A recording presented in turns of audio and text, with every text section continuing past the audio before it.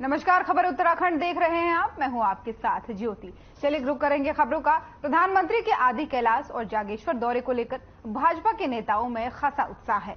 उनका कहना है कि जिस तरीके से प्रधानमंत्री नरेंद्र मोदी केदारनाथ और बद्रीनाथ का दौरा कर चुके हैं और वहां पर कई सौगातें दे चुके हैं, वहां पर सैलानियों और श्रद्धालुओं की तादाद बहुत ज्यादा बढ़ी हुई है और अब आदि कैलाश क्षेत्र में आने से भी पर्यटकों में इजाफा होगा। उन्होंने कहा कि प्रधानमंत्री नरेंद्र मोदी के आने से काफी धार्मिक पर्यटन में लाभ मिलेगा। पहले जब धार्मिक पर्यटन की बात होती थी तो ऋषिकेश या फिर साउथ इंडिया के मंदिरों का नाम आता था, लेकिन प्रधानमंत्री के उत्तराखंड आने से ये नजरिया बदला है।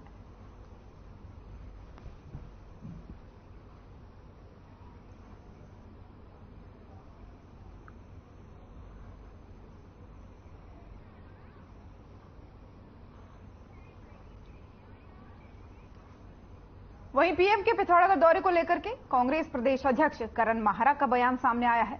उन्होंने कहा है कि सिक्किम बाढ़ से ग्रस्त है, मणिपुर पिछले 5 महीनों से जल रहा है और पीएम के दौरे की सबसे ज्यादा जो जरूरत है वो मणिपुर और सिक्किम को है, लेकिन पीएम वहां न जाकर के उत्तराखंड दौरे पर आए हैं। इसी के साथ ही करण माहरा ने कई और मुद्दों पर भी अपनी बात रखी है। देहरादून से आपको खबर बता रहे हैं, जहां कांग्रेस के प्रदेश अध्यक्ष ने पीएम मोदी के उत्तराखंड दौरे को लेकर के निशाना साधा है। उन्होंने कहा है कि असम जो है वो बाढ़ग्रस्त है, मणिपुर में पीएम की ज्यादा जरूरत है, लेकिन वो ऐसे राज्यों को छोड़कर के उत्तराखंड का दौरा कर रहे हैं। मणिपुर और सिक्किम में जाना पीएम मोदी के लिए ज्यादा जरूरी है।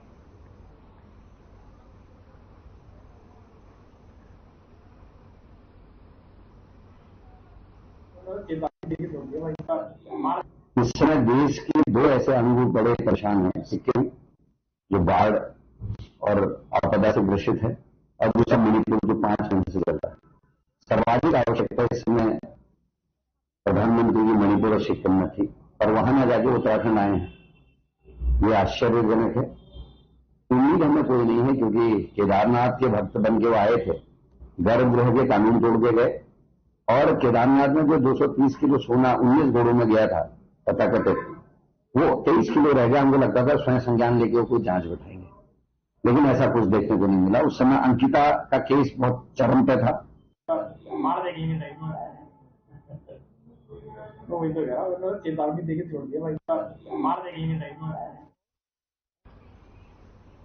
सोशल मीडिया के विभाग के प्रदेश प्रभारी सूजा गांधी ने प्रेस वार्ता करते हुए बताया है कि सच की आवाज कांग्रेस ने थीम बनाई है, जिसको कांग्रेस भवन में लॉन्च किया गया है। इस अवसर पर कांग्रेस के प्रदेश अध्यक्ष करण माहरा भी प्रेस वार्ता में मौजूद थे। प्रदेश प्रभारी ने बताया कि सोशल मीडिया व्हाट्सएप चैनल के माध्यम से सभी लोग हमसे जुड़ सकते हैं। उन्होंने साथ ही बताया कि इसके लिए एक व्हाट्सएप नंबर भी जारी किया गया है, जिससे लोगों को जोड़ने में आसानी होगी। उन्होंने बताया कि इस माध्यम से लोकतंत्र को मजबूती मिलने के साथ साथ आमजन को जगाने का भी काम किया जाएगा और इस थीम के माध्यम से ही ये काम किया जाएगा। वहीं कांग्रेस प्रदेश अध्यक्ष करण माहरा ने कहा कि सच को सामने लाना बहुत ज्यादा जरूरी है। इसके लिए हम सोशल मीडिया को माध्यम बनाएंगे और पूरे प्रदेश में लोगों को इस मुहिम से जोड़ने का काम करेंगे। देहरादून से आपको खबर बता रहे हैं, जहां कांग्रेस की तरफ से एक प्रेस कॉन्फ्रेंस की गई और साथ ही ये जानकारी दी गई कि एक सोशल मीडिया पर कांग्रेस एक अभियान चलाएगी, जिसमें सभी लोगों को जोड़ा जाएगा। इसकी थीम रखी जाएगी, लोगों को जागरूक किया जाएगा।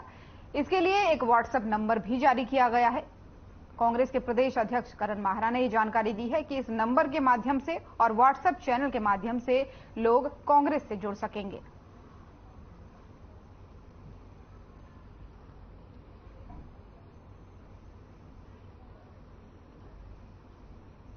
जैसे आप लोगों को हम सबने अभी बात किया और सारी बात बताई। देखिए क्या है, सोशल मीडिया एक माध्यम है, एक पुल है।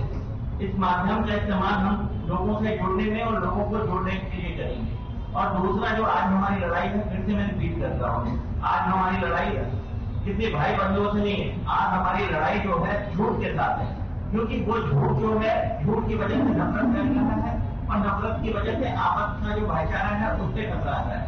तो झूठ को हराने के लिए सच का सहारा हम लेंगे और वो सच को नीचे से जमीन तक पहुंचाने के लिए हम सोशल मीडिया का माध्यम बनाएंगे। और वहीं उत्तराखंड में रिवर्स पलायन और स्वरोजगार को लेकर के प्रदेश सरकार कई सकारात्मक कदम उठा रही है। उत्तराखंड ग्राम्य विकास और पलायन निवारण आयोग के उपाध्यक्ष शरद सिंह नेगी ने बताया कि पलायन को लेकर प्रदेश के सभी जिलों की रिपोर्ट सरकार के पास भेज दी गई है। वहीं मुख्यमंत्री पुष्कर सिंह धामी ने कई कार्य पलायन आयोग को सौंपे हैं, जिस पर फोकस किया जा रहा है। पलायन निवारण आयोग की स्थापना पूर्व मुख्यमंत्री त्रिवेंद्र सिंह रावत की सरकार के दौरान 2017 में की गई थी और तभी से यह आयोग प्रदेश में पलायन को कम करने और रिवर्स पलायन को लेकर फोकस कर रहा है। वहीं कोविड काल के दौरान काफी संख्या में लोगों ने रिवर्स पलायन किया था, लेकिन उसके बाद कुछ लोग उत्तराखंड से वापस चले गए। अब जो लोग यहां पर हैं वो अपने क्षेत्र में काफी मेहनत भी कर रहे हैं।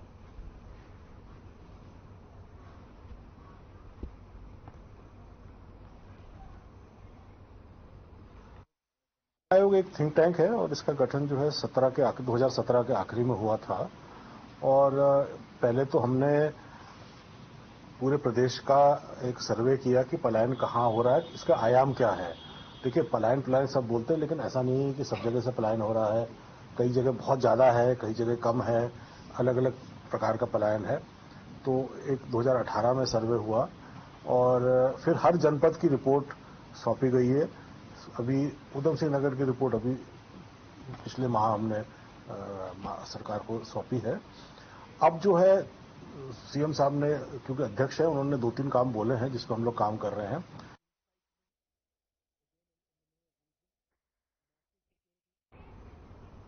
और वहीं उत्तराखंड में वाइब्रेंट विलेज के सौंदर्यीकरण के लिए 51 गांव, 3 जिलों और 5 ब्लॉक चयनित किए गए हैं। इन सभी वाइब्रेंट विलेज के विकास के लिए 758 करोड़ के प्रोजेक्ट तीनों जनपदों में बन चुके हैं। ये सभी project state level screening committee के पास हैं, जिसमें कुछ प्रोजेक्ट्स को ड्रॉप किया गया है। इसकी जानकारी देते हुए ग्राम विकास अपर सचिव ने बताया कि मुख्य सचिव द्वारा 1 सप्ताह का समय सभी जिलाधिकारियों को दिया गया है, ताकि समय से वो अपनी स्क्रीनिंग पूरी कर ले। स्क्रीनिंग करने के बाद से तमाम प्रोजेक्ट अप्रूव्ड होंगे।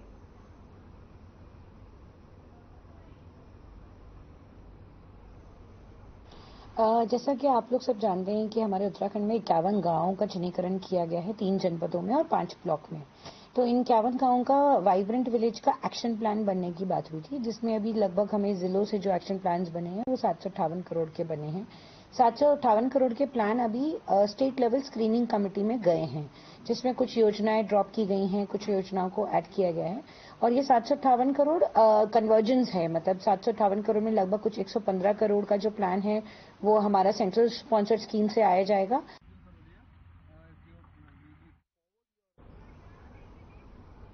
जसपुर के मुख्य सुभाष चौक पर नगरपालिका की दुकानों पर अवैध कब्जा किए जाने को लेकर नगरपालिका प्रशासन में हड़कंप मच गया है, जिस पर पालिका प्रशासन पुलिस के साथ मुख्य चौराहे पहुंची और अवैध कब्जे पर पीला पंजा चलाकर ध्वस्त कर दिया।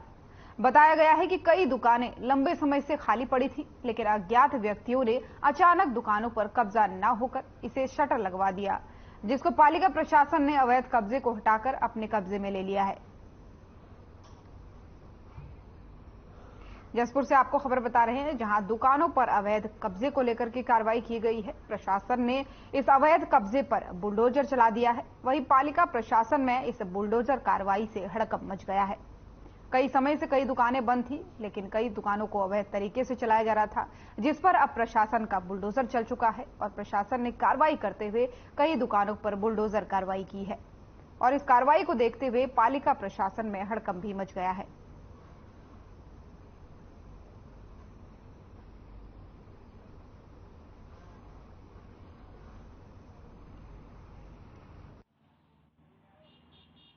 व्यक्तियों द्वारा पुलिस पे जो है शटर लगाए गए थे, उनके ताले डाले गए थे।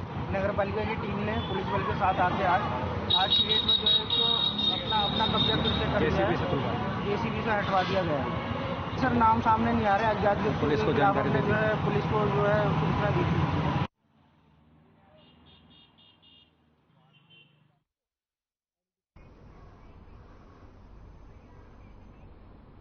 और खबरों में वक्त हो चला है एक छोटे से ब्रेक का, जल्द हाजिर होंगे।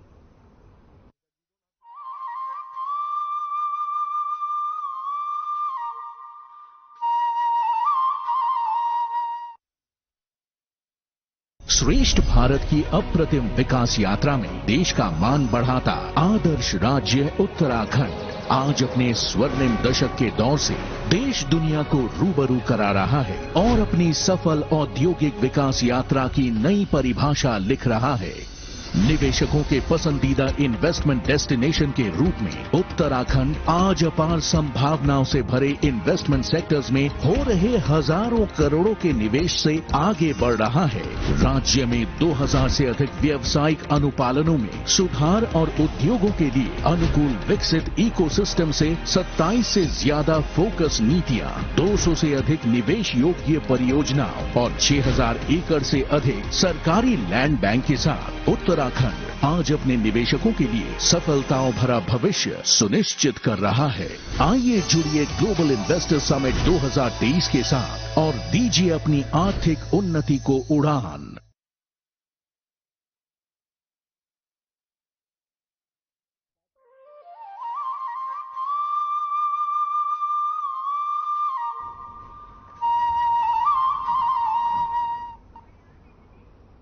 और ब्रेक के बाद एक बार फिर से स्वागत है आप सभी का। चलिए खबरों में आगे बढ़ेंगे।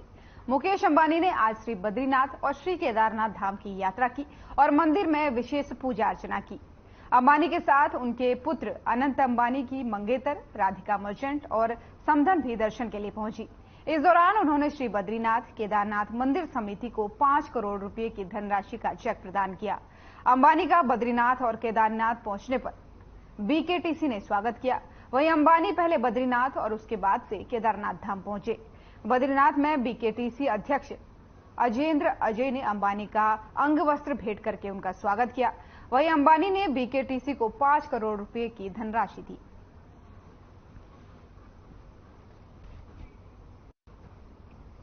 तो अंबानी परिवार बद्रीनाथ और केदारनाथ धाम दर्शन के लिए पहुंचा। तस्वीरें आपको दिखा रहे हैं जहां वो पहले बद्रीनाथ गए, फिर केदारनाथ पहुंचे और इस दौरान उन्होंने मंदिर समिति को 5 लाख रुपए की 5 करोड़ रुपए की धनराशि का चेक भी आवंटित किया और साथ ही मंदिर समिति की ओर से उनको सम्मानित किया गया, अंग वस्त्र भेंट किया गया और उसी के साथ ही दर्शन के बाद उन्होंने मंदिर समिति को पूरे 5 करोड़ का चेक भी प्रदान किया।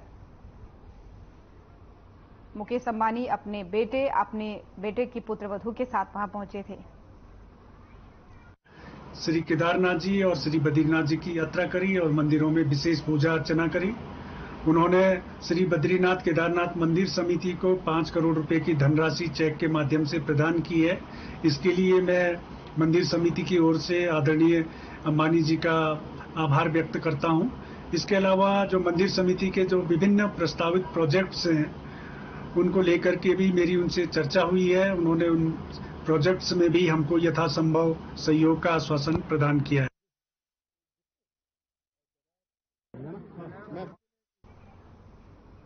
और अब खबर जनपद उधम सिंह नगर के खटीमा से है, जहां कोतवाली पुलिस और बाजार चौकी पुलिस की तरफ से संयुक्त रूप से चलाए जा रहे चेकिंग अभियान के तहत बुधवार को सायंकालीन चेकिंग अभियान चला गया। आपको बता दें कि आगामी त्योहारों और वीआईपी कार्यक्रम को ध्यान में रखते हुए इस दौरान संदिग्ध वाहनों और मोटर वाहन अधिनियम के नियमों का उल्लंघन करने वाले वाहनों को रोककर उनके दस्तावेज चेक किए गए और आवश्यक दस्तावेज न पाए जाने पर चालानी कार्रवाई की गई।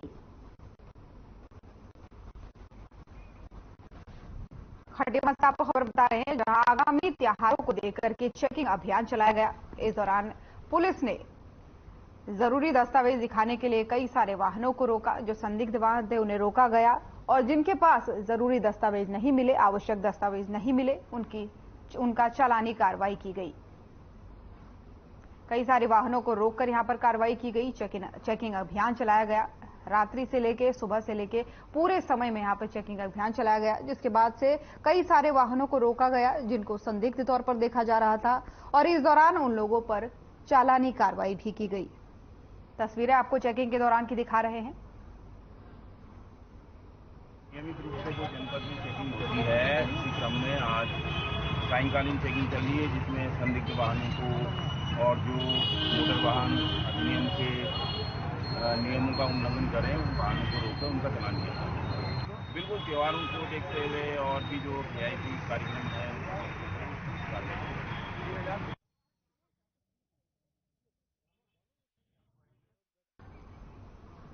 आबकारी विभाग की टीम ने शामपुर पुलिस चौकी क्षेत्र अंतर्गत रोज फार्म में छापेमारी कर एक घर से 100 लीटर कच्ची शराब बरामद की। शराब का अवैध भंडारण करने के आरोप में आबकारी विभाग ने एक युवक को गिरफ्तार भी इस दौरान किया। इसके खिलाफ फिलहाल मुकदमा दर्ज कर लिया गया है। वहीं गुरुवार की सुबह मुखबिर ने आबकारी विभाग की टीम को सूचना दी कि शामपुर पुलिस चौकी क्षेत्र के अंतर्गत रोज फार्म में बलविंदर सिंह नाम के एक युवक के घर कच्ची शराब का भंडारण किया गया है। सूचना के आधार पर आबकारी विभाग के इंस्पेक्टर प्रेरणा बिष्ट पूरी टीम के साथ घर पर छापेमारी करने पहुंची।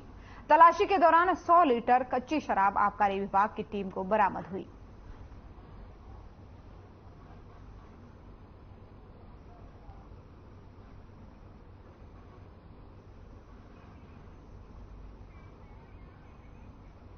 ऋषिकेश पुलिस ने चोरी के आरोपी को गिरफ्तार किया है। बंद घरों में चोरी की घटना को अंजाम दिया करता था ये आरोपी। वहीं ऋषिकेश कोतवाली पुलिस ने कठुआ गैंग के एक सदस्य को गिरफ्तार किया है। आरोपी ने शामपुर क्षेत्र में चोरी की वारदात को अपने एक साथी के साथ मिलकर अंजाम दिया करता है। फिलहाल आरोपी का दूसरा साथी कीर्तिनगर थाना क्षेत्र में चोरी के इल्जाम में जेल जा चुका है, जिसे पुलिस ने अपने मुकदमे में वांछित बताया है। पुलिस ने पकड़े गए आरोपी को कोर्ट के आदेश पर जेल पहुंचा दिया है। वहीं आरोपी के कब्जे से चोरी का सामान भी बरामद किया गया है। ऋषिकेश से आपको खबर बता रहे हैं, जहां एक चोरी के आरोपी को पुलिस ने गिरफ्तार किया है। 2 चोर बंद घरों में चोरी की वारदात को अंजाम दिया करते थे, जिसके बाद से इसके एक साथी पर पहले ही कार्रवाई हो चुकी है और अब दूसरे साथी के पकड़े जाने के साथ ही पुलिस को बड़ी कामयाबी मिली है। पुलिस ने इसके पास से तलाशी लेकर के कई सारा चोरी का सामान भी इस दौरान बरामद किया।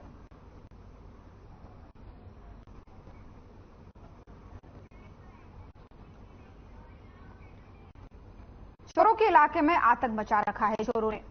ताजा मामला जसपुर के सामुदायिक स्वास्थ्य केंद्र का है, जहां चोरों ने चिकित्सालय के एसी पंखों में लगी कॉपर की पाइपलाइनों को कई बार कर चोरी कर चुके हैं। इसकी शिकायत चिकित्सालय अधीक्षक द्वारा लिखित भी दी जा चुकी है। मामले को लेकर चिकित्सा अधीक्षक हितेश शर्मा ने बताया कि चिकित्सालय में नहीं, रात्रि में ही दिन में कोई सुरक्षा गार्ड है, जिस कारण रात्रि में एक के बाद एक चोर चोरी को अंजाम देते हैं। चोरों के अंदर कानून का कोई खौफ नहीं है।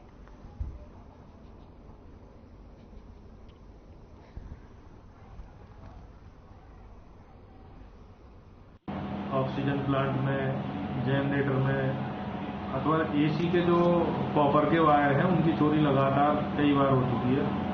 इस संबंध में हम पुलिस को भी बार बार शिकायत कर रहे हैं, FIR भी दर्ज कराई जा रही है, लेकिन अभी ना तो चोर पकड़े जा रहे हैं और ये बार बार ये घटनाएं हो रही हैं। हमारे पास सुरक्षा कर्मी नहीं है, SDM साहब से हम सुरक्षा कर्मी की मांग कर रहे हैं। ये अधिकतर जो कॉपर के जो वायर हैं या जो कॉपर की लाइन लगी है हमारी ऑक्सीजन प्लांट में या कॉपर से रिलेटेड जितने भी उपकरण हैं वो चोरी होते हैं। अभी जो है लगभग 15-16 हज़ार का नुकसान ऐसा लग रहा प्रति चोरा। और ये सुबह 10 बजे AC ऑन करने पे पता चला कि AC मोबाइल से देखा गया तो पता चला कि AC का और पैनल और वायर कटा हुआ है चोरों द्वारा।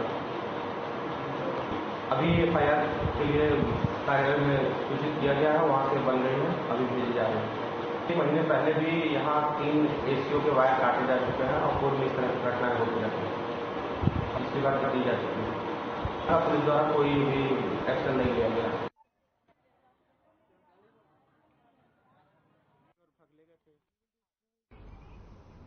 पौड़ी में भी मेरी माटी मेरा देश कार्यक्रम के कोट ब्लॉक और नेहरू युवा केंद्र द्वारा अमृत कलश यात्रा का ब्लॉक स्तरीय आयोजन किया गया, जिसमें स्थानीय विधायक राजकुमार पोरी, ब्लॉक प्रमुख पूर्णिमा नेगी, विधायक प्रतिनिधि मनोज रावत, सांसद प्रतिनिधि धर्मवीर नेगी समेत काफी संख्या में लोग मौजूद रहे।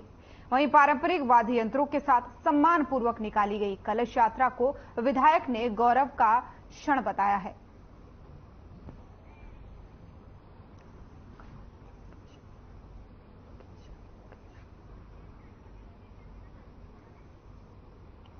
तो उत्तराखंड से आपको यह खबर बता रहे हैं, जहां अमृत कलश यात्रा निकाली गई। गाजे बाजे के साथ पूरे धूमधाम से यह अमृत कलश यात्रा निकाली गई। इस दौरान विधायक समेत स्थानीय विधायक समेत कई लोग इस कार्यक्रम में मौजूद रहे, इस यात्रा में मौजूद रहे। साथ ही विधायकों ने इस यात्रा को गौरव का क्षण प्रदेश के लिए बताया है। अमृत कलश यात्रा की तस्वीरें आपको दिखा रहे हैं। मेरी माटी मेरा देश अभियान के तहत ये अमृत कलश यात्रा निकाली गई। पौड़ी से आपको ये खबर बता रहे हैं, जहां अमृत कलश यात्रा के दौरान स्थानीय विधायक और साथ ही साथ कई स्थानीय नेता भी मौजूद रहे और गाजे बाजे के साथ ये अमृत कलश यात्रा निकाली गई और इस दौरान लोग काफी खुश नजर आए। साथ ही विधायक ने कहा कि ये पूरे प्रदेश और हमारे क्षेत्र के लिए गौरव का क्षण है।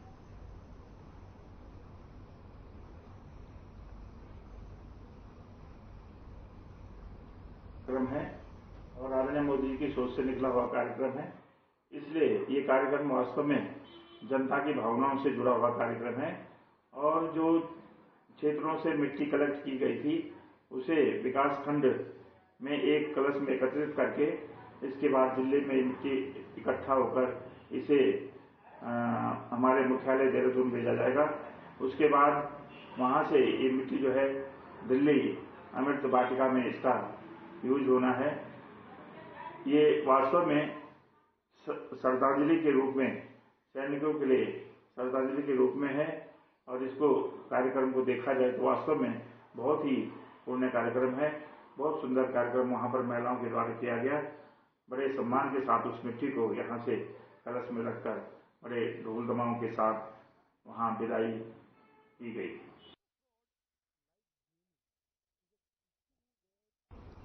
कैबिनेट मंत्री प्रेमचंद अग्रवाल की अध्यक्षता में प्रवर समिति की बैठक आयोजित हुई।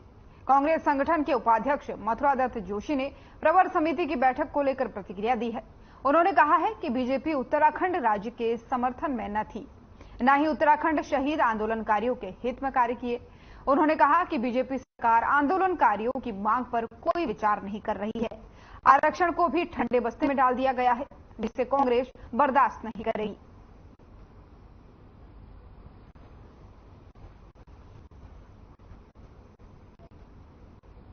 भारतीय जनता पार्टी न उत्तराखंड राज्य की समर्थक थी, न उत्तराखंड राज्य के शहीदों के हित में उन्होंने कोई काम किया, न उत्तराखंड राज्य के लिए आंदोलन करने वाले आंदोलनकारी हैं उनकी समर्थक रही है।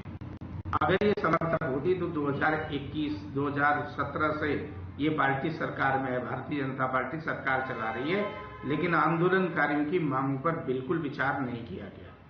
जो आरक्षण माननीय तिवारी जी की सरकार ने उनको दिया था उसको भी उन्होंने ठंडे बस्ते में डालने का काम किया, उसमें भी कोई निर्णय नहीं लिया।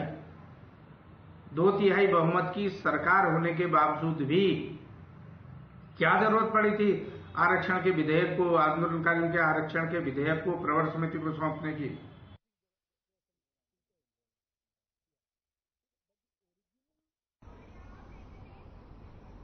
अब खबर उधम सिंह नगर के खटीमा से है, जहां जामा मस्जिद और मदरसा रहमानिया के प्रशासक कामिल खान के नेतृत्व में भाजपा अल्पसंख्यक मोर्चा के कार्यकर्ताओं ने उप जिलाधिकारी रविंद्र सिंह बिष्ट को सीएम के नाम का ज्ञापन सौंपा है, जिसमें प्राइवेट तरीके से संचालित निजी मदरसों को वक्फ बोर्ड में शामिल करने की मांग की गई है।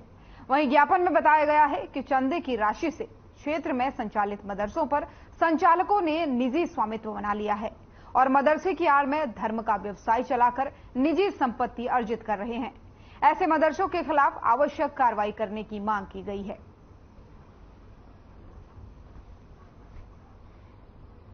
भारतीय जनता पार्टी अल्पसंख्यक मोर्चे के आज मेंबरान यहाँ जिलाधिकारी महोदय के पास ज्ञापन देने आए थे। जैसा कि चल रहा है, कल माननीय मुख्यमंत्री जी ने भी कहा था कि जितने भी मदरसे हैं इनकी जांच की जाएगी और जो अवैध हैं उनको बंद किया जाएगा और जो सही चल रहे हैं और लोग अपने स्तर से चला रहे हैं उनको उससे वक्फ बोर्ड में दर्ज कराया जाएगा। मोर्चा के लोग मेरे पास आए थे, उनका कहना यह है कि जो यहाँ पर खटीमा क्षेत्र के अंतर्गत जो प्राइवेट तौर पर से मदरसे चल रहे हैं उनको वक्फ बोर्ड के अंदर लिया जाए, ताकि जो भी हमारे न्यू एजुकेशन पॉलिसी है उसमें लागू हो सके और जो हमारे जो वहाँ पर अध्ययनरत छात्र छात्राएं हैं उनका भविष्य में सुधार हो। तो ये जो ज्ञापन उन्होंने माननीय मुख्यमंत्री जी को दिया, मैं उचित माध्यम से उनको पहुंचा दूंगा और इसमें हम एक्शन लेंगे।